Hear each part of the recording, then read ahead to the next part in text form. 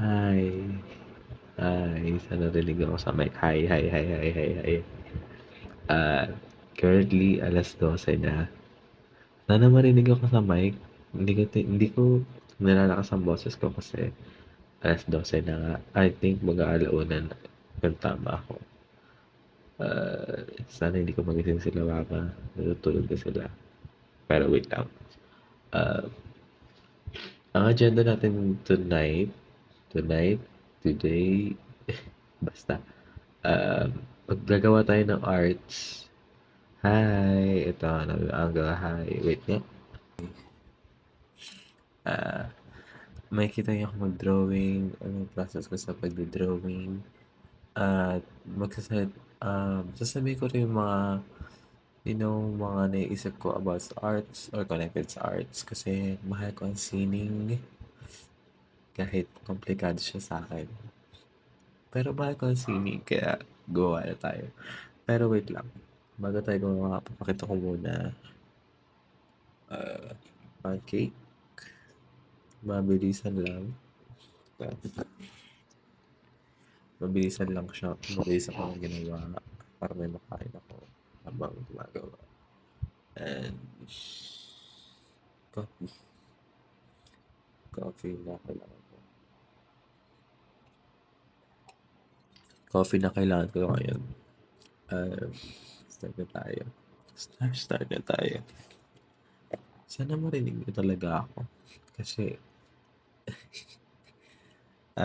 papel ko, ang papel ko, mga papel ko. Okay. Dito tayo. Ang hirap pala mag-drawing sa ganitong angle kasi okay, papakita ko yung setup ko. Nakapatong yung cellphone ko sa baso. Ganun yung setup ko. Nakapatong yung cellphone ko sa baso. Whatever. Start na tayo. Wait lang pala, nagutom ako.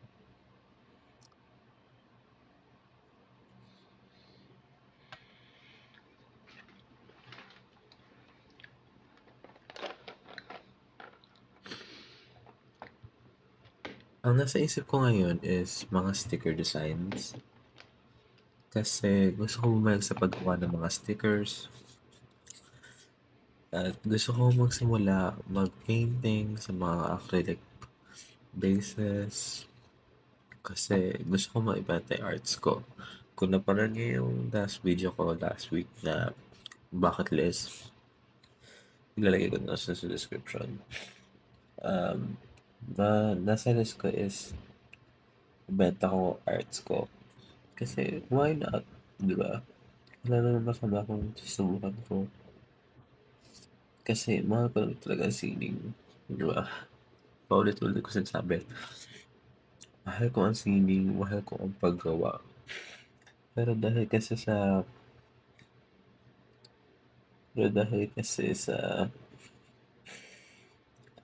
society natin na kailangan natin mabuhay, kailangan natin um, sa society natin na kapitalista, uh, sa society natin na kapitalismo ang kalaban na uh, mga regular na mamamayan. Ang hirap,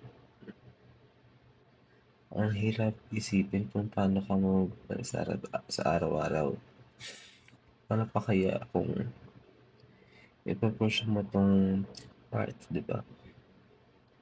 Kasi hindi na, sabihin, aminin natin, hindi masyadong kinikilala ang arts bilang career. Hindi lang naman sa Pilipinas, pati na sa ibang bansa. Pero feeling ko mas mahirap mag-pursue ng art sa atin dahil sa mga paniniwala natin mga Pilipino na rin. Feeling ko isa sa feeling ko may sa sistema na may may na may nakasanayan na tayong mga Pilipino na ba't ka magaganyan? Magkakapera ka ba? Ba't mo kukunin yan? Yayaman ka pa diyan? Mapapakain ka ba niyang passion na yan? At kung tutuusin mo, nakakalungkot talaga. Kasi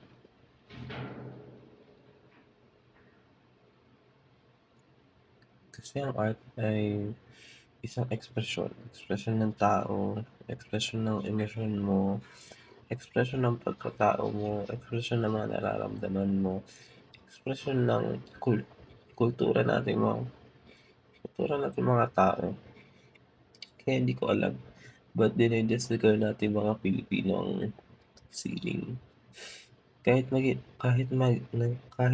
parte ito ng buhay natin, ewan ko ba't parang hindi natin tinatanggap sa society natin na pwede kang kumita dito sa sining, 'di ba? Hindi ba puwedeng yung pangarap mo is lumikha lang at gumawa at iparating ang mga nararamdaman ko, 'di ba? Hindi ba puwedeng gano'n simple lang? Kasi nasanay tayong mga Pilipino na kailangan natin mabuhay nga. Nasanay tayo na, ah, sa office gano'n. Gano'n ang definisyon natin ng mga trabaho, gano'n ang definisyon natin ng success sa buhay. Nakakalungkot lang kasi ngayon tumatanda ako, na parang hindi gano'n yung gusto ko sa buhay ko. Parang gusto kong buhay ko na tahimik, puno ng saya, lumilikha lang. Parang parang kung tutuusin mo, parang mas mahirap nga yung pangarap ko na simple lang, eh. Kasi parang hindi siya ordinary sa ating mga Pilipino. Kaya hindi ko alam kung saan ako titingin, saan ako hihingi ng tulong, saan ako manghihingi ng gabay para dun. In a way, or something comforting na you'll just figure shit out, 'di ba? Na nalalagpasan mo din 'to, Amiel. Tumuloy ka lang sa paglikha at kung darating yung mga tao na maniniwala sa mga gawa mo, sa mga kamay mo, darating at darating yun. Like, even though na wala pang 10 followers ka sa social media, I still believe in that kasi universe do work in mysterious way. I don't know how, pero tignan natin. Okay, focus tayo. Next topic naman. Okay, meron akong first drawing. Ano lang 'to, practice lang 'to kasi ngayon lang ako nag-drawing ulit. Yun, ang ganda-ganda. Ay! Mekmek. Mekmek, mekmek, wait lang, mekmek, mekmek, mekmek, mekmek, mekmek. First drawing, wala pa naman akong team na naiisip. Mekmek, in charge ni Mama Mekmek. Diyos ko po, sa laptop ka pa mo po.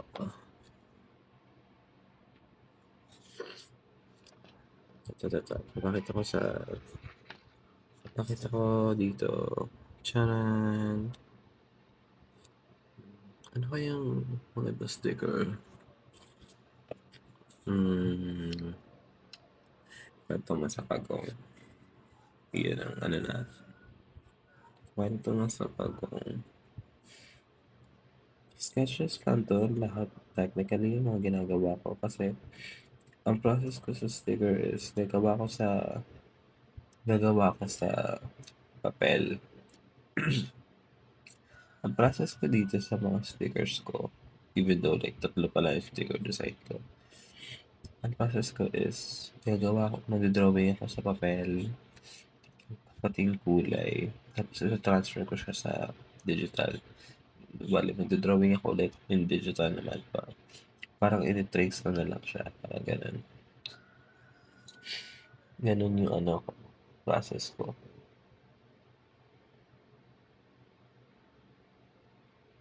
Hmm, pagong.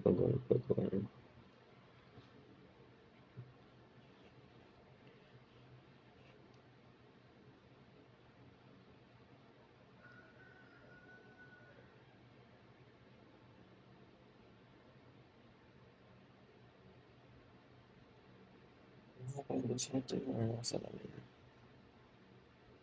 By the way, hindi pa ako nag-take ng mga okey, back to the topic na bakit ba hindi ko pinursue yung arts? Kahit mahal na mahal ko, 'di ba? Mahal na mahal ko. Mahal na mahal ko yung arts, mahal na mahal ko yung arts. Paulit-ulit ako. Bakit ba hindi ko pinursue? Even though na mahal ko yung arts, naniniwala ako na hindi lang naman arts yung nasa buhay ko.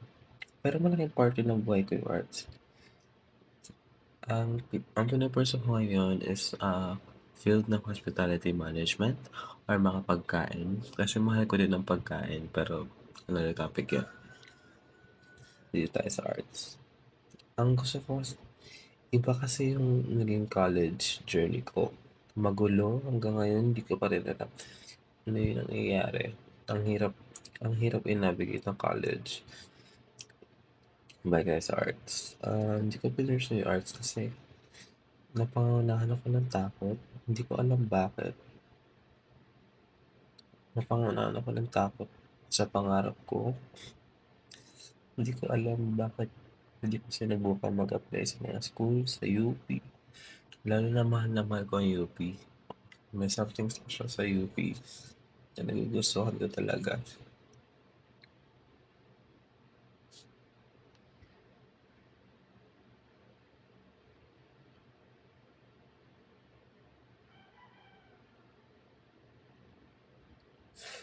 Pinangunahan ako ng takot na wala akong mararating kung pinursue ko 'to. Kaya ngayon sinusubukan kong ituloy or simulan ulit 'tong pangarap ko. Kasi bakit ba ako tumigil? Bakit ba ako hindi naniwala sa sarili ko, 'di ba? Bakit ba ako nawalan ng loob kahit di ko pa nasusubukan? Yun yung nalulungkot ako na napangunahan ako ng takot bago ko man subukan. Kaya eto, sinusubukan ko ulit. Ang cute, ang cute, ang cute, ang cute, ang cute, ang cute.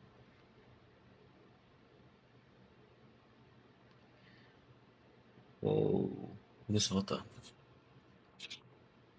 Gusto ko yung ganito, ang cute niya. Kwento mo sa pagong. Talaga.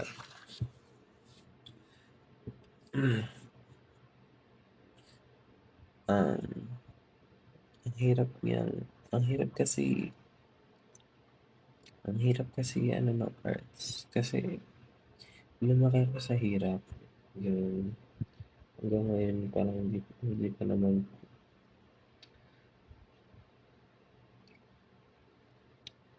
hindi ko siya natuloy kasi nga napangunahan ako ng takot.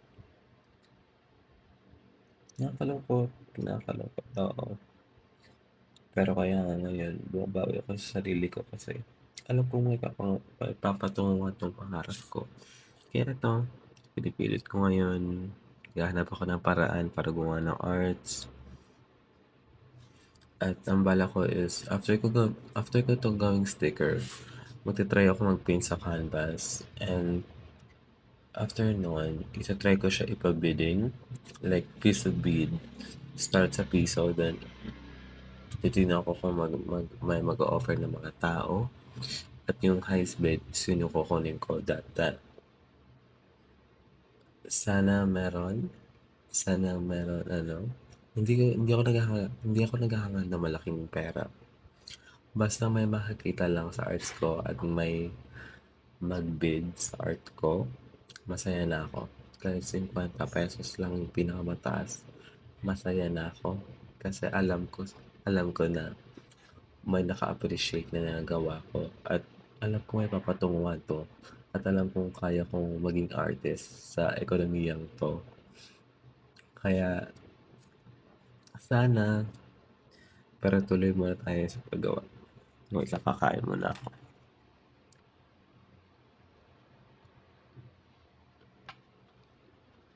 Hmm,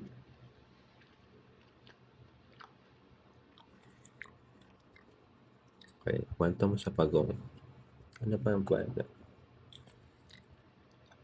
Hmm, ito yung try natin mamaya pa pala. Hmm,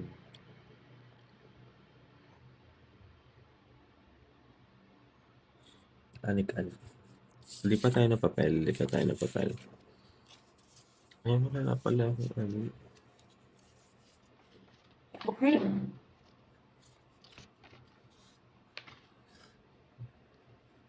Mga anik-anik naman.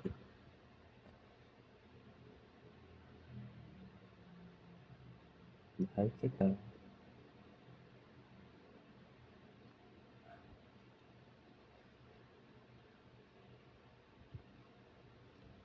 Yan. Pagmamahal ka sa adik-adik ko. Mahal kita tulad sa mga adik-adik.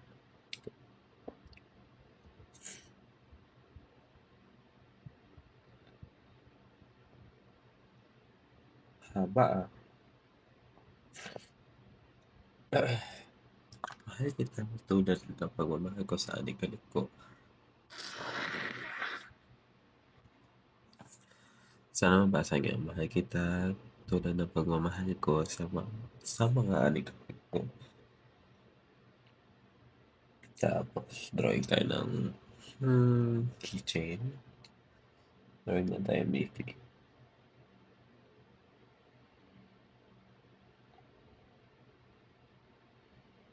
Sana, okay na yan kahit hindi mo ka Mickey.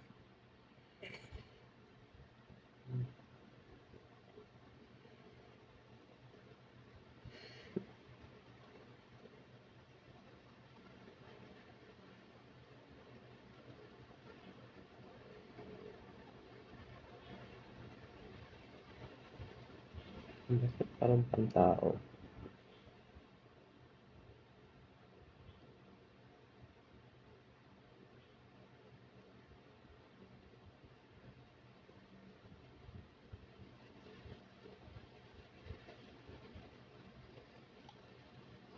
Pinapil na naman.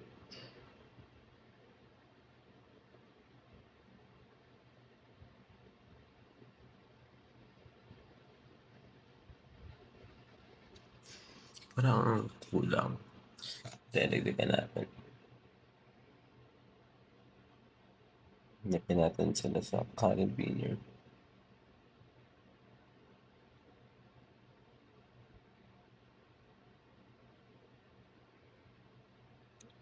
Ipaprocess ko pa sa digital. Pero, ang papakita ko lang sa video to is like yung mismo main brainstorming ko.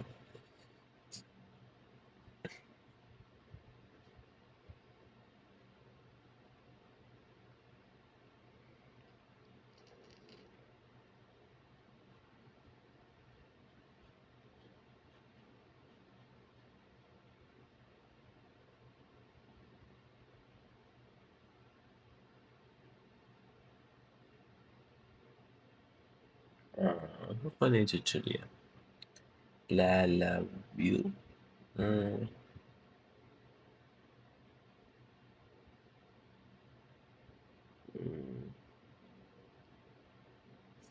Wala pa rin. Naisip ko kasi yung mga chain na may hugot.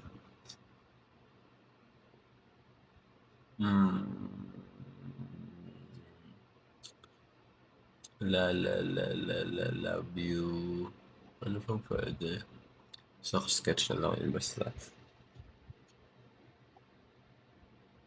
Tapos, below me. Yung parang ano siya, fluffy. Ang gusto ko kasi mostly kasi sa mga drawing ko may mga ganito. May mga random na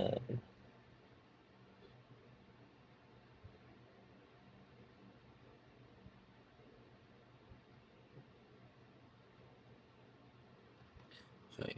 Mahal kita tulad ng pagmamahal ko sa mga anik-anik ko.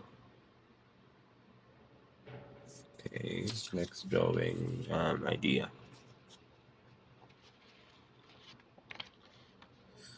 Ang haba na pala ng video na to, no? Okay lang. Sasabihin ko na lang, this is like sa last na ipapakita ko yung process.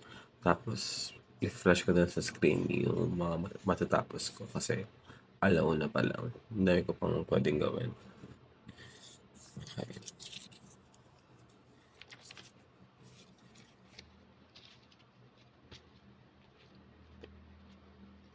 Gamit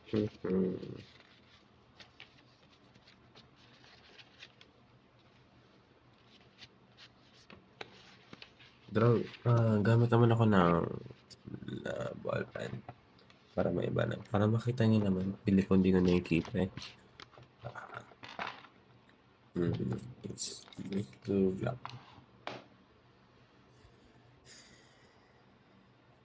Kape. Tapos, main. Okay.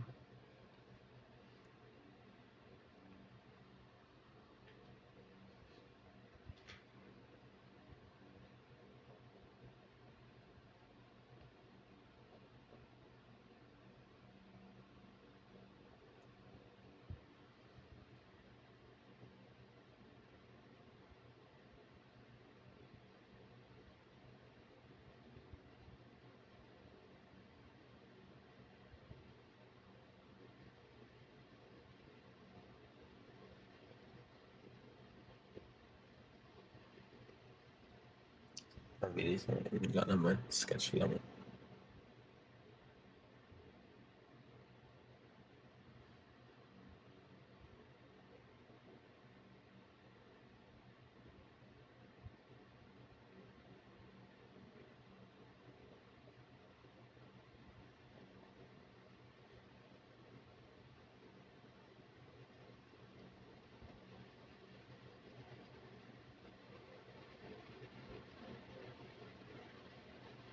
Ayan, Manila.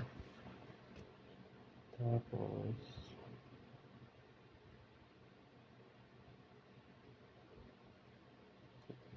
feeling ko ganito talaga yung style ko.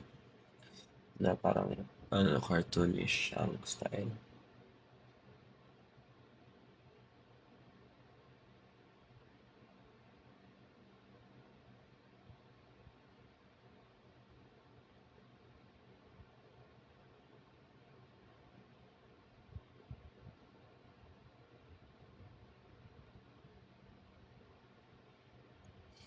Parang gulat naman siya.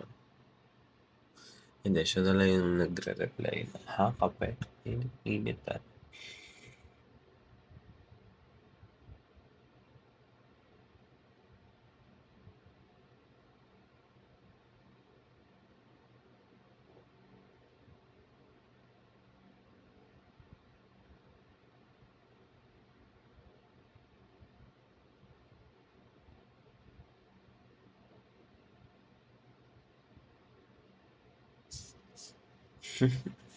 Parang pangit niya. Okay lang. Whatever.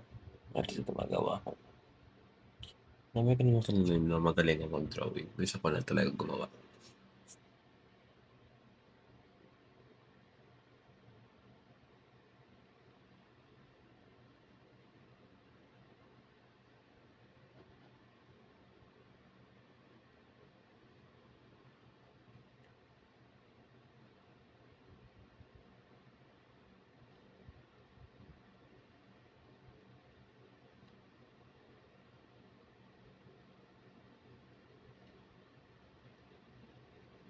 Pawis.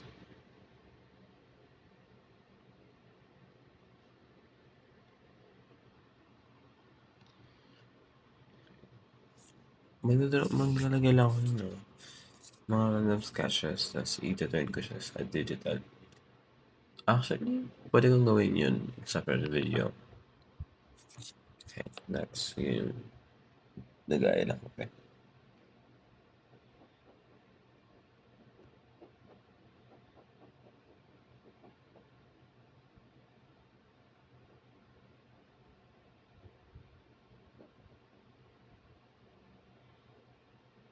Bibigyan ko siya ng buong cut kasi gusto.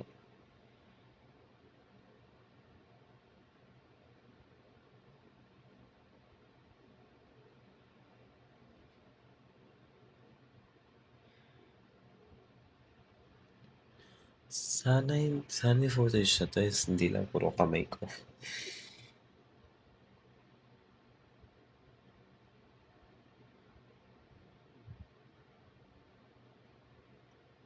Mukha sa lang nagdadraw ka.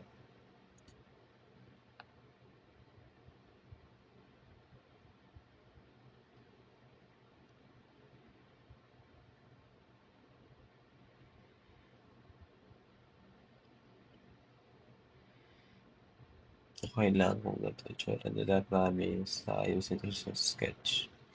Sa, ito pala yung sketch. Sa mismong,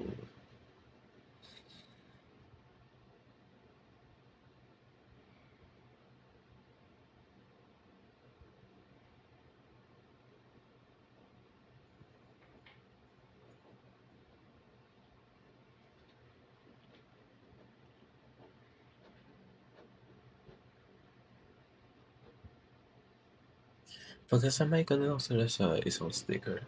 Parang,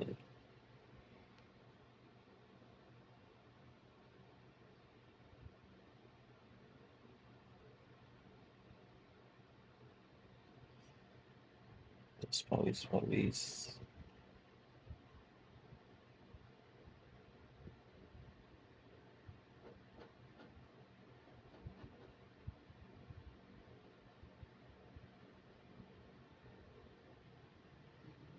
Yun. I guess na ang last.